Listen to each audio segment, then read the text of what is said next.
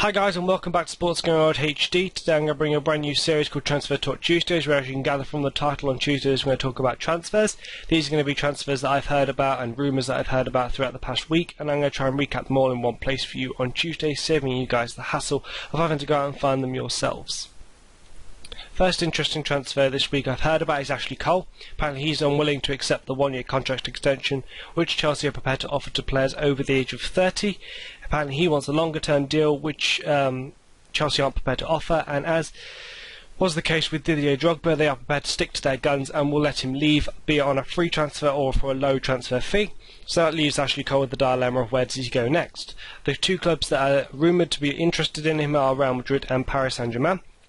Now, Real Madrid and Paris Saint-Germain are both managed by Ashley Cole's former managers in Carlo Ancelotti and Jose Mourinho, so they obviously know him well, and that's probably fueling the speculation of why these clubs want him. Now, Real Madrid I don't feel are a good fit, given that they have Marcelo and Contrao there already, and Arbeloa, etc. can play down the left if needed, so I don't think he's really needed at Real Madrid at all. And also, in La Liga you have a lot of skillful, very fast players, such as Pedro and Lionel Messi, etc., etc. Barcelona have got a ton of them, and there's also various other players from other clubs who are much quicker than players you may find, quick and skillful than you may find in Ligue 1, which means that Ashley Cole in La Liga may be found out, given his age, his pace may catch up with him, etc. He may make mistakes, which means Real Madrid won't want him, given his age, they won't want him for the long term, but also if he starts making mistakes, they will not want him for the long term, and he will be just got rid of, dismissed. So I don't think Real Madrid are a good option for him. Paris Saint-Germain, on the other hand, a much better option. Obviously, as I just mentioned, less skillful and quick players in Ligue 1, players who have got both, which means Ashley Cole will be able to play a lot longer in Liga at the best of his abilities and look the part. And also, PSG don't have any real quality, world-class left-backs. They have Maxwell, but he's more of a wing-back and can get further forward at the pitch. Defensively isn't as solid. And if they really have got ambitions of becoming a force in the Champions League, then they're going to need a quality defensive and offensive left-back. So Ashley Cole, I think, would fit quite nicely at Paris Saint-Germain, and to be honest, both these clubs can offer him the huge wages that Ashley Cole will no doubt demand. If Ashley Cole leaves, then Chelsea need a new left-back, and Benoit Asuakota, I think I said his name right, the Tottenham left-back, is rumoured to be interested in, or Chelsea are rumoured to be interested in signing him. Now, this will be a bit of a controversial move, given that Chelsea and Tottenham are obviously London rivals, but a fee in the region of £10 million has been rumoured to be what Chelsea are prepared to pay for him, and he would be a good fit for Chelsea, given that they have Ryan Bertrand as their only other left back, and I would love to see, as an Englishman, love to see him pushed and given the opportunity to replace Ashley Cole in the long term. Whether or not that happens, I do not know, obviously, but Benoit Asuakota would be a good first choice or backup, given whichever one Roberto Di Matteo chooses to use him as. He would be a really good fit. He's defensively good, and attackingly he's very good as well. Over the years we've seen him score many a fantastic goal, so I think he'll be a really good fit at Chelsea. Chelsea again rumoured in this rumour, and it's Falcao, the Atletico Madrid striker, the player who seems to be in demand every week in the transfer rumour columns. He's going everywhere, but apparently this week it's Chelsea and Manchester City who are willing to offer £45 million to purchase him. Now, over these two teams, I would say Chelsea need him the most, given their lack of striking options with only Fernando Torres and Daniel Sturridge up front. Now, that's not a problem if they go one up front, but what happens if one of them gets injured? So they need another striker badly, and I can't see them bringing back Romelu Lukaku from West Brom on loan, because Di Matteo didn't use him last season as much as he should have done, in my opinion. So that's not going to happen, so they're going to need a new striker, and a club of Chelsea's stature, they're going to need a world-class striker, and that's what Falcao is. And also, Rumours can clearly afford £45 million, so that won't be a problem. The only issue with that is the financial fair play. Now, should he go to Manchester City, I think he'll find first-team opportunities less forthcoming, given that they have Carlos Tevez, Sergio Aguero, Mario Balotelli, Zeko, etc., etc. They've already got loads of world-class strikers. So if Manchester City were to sign him, they'd have to offload one or two of these class strikers already at the club. And given that these players are going to be on huge wages and the fee that they will command, I can't see that happening. I can't see many clubs in January willing to offer £100,000 a week, etc., to these players and taking on huge transfer fees and wages in January. So I can't see that happening. So he's going to find it difficult at Manchester City because given the scenario of who do you pick up front out of that lot, if they go with two up front, I assume it would be Aguero or Falcao. I think, in my opinion, it should be that. Whether or not Roberto Mancini will agree with that, I don't know, because obviously he does leave world-class players on the bench. He's not afraid to do that. So whether or not he'll get the first-team opportunities at Manchester City remains to be seen. The next one is Fernando Llorente, the Athletic Bilbao striker. He's unwilling to sign a new contract, and that means he is available on a free transfer this summer.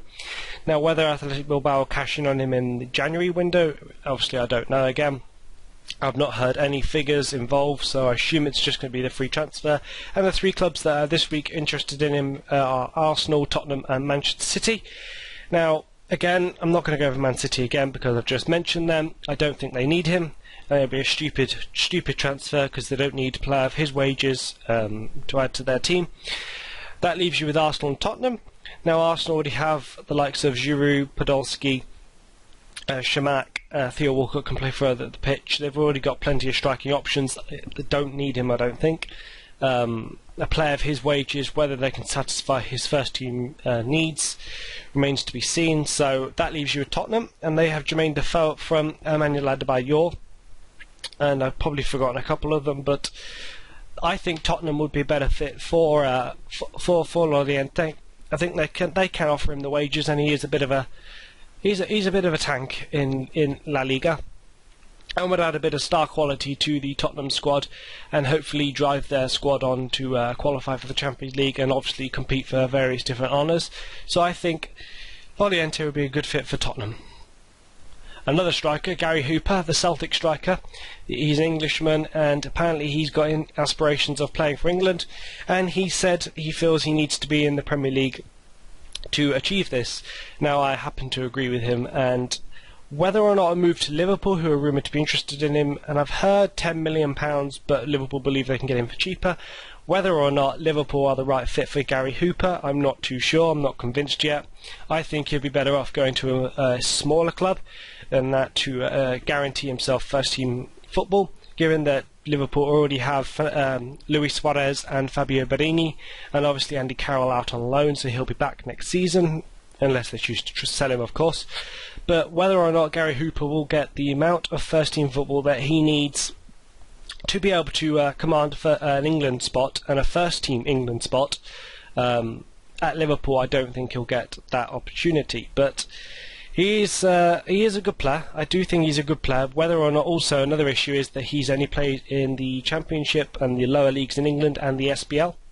So whether or not he's going to be able to step up, take the step up in class in his stride from the SPL to the Premier League, and obviously the pressures that are at Liverpool will obviously be a factor. So whether or not he'll be able to achieve this, I don't know.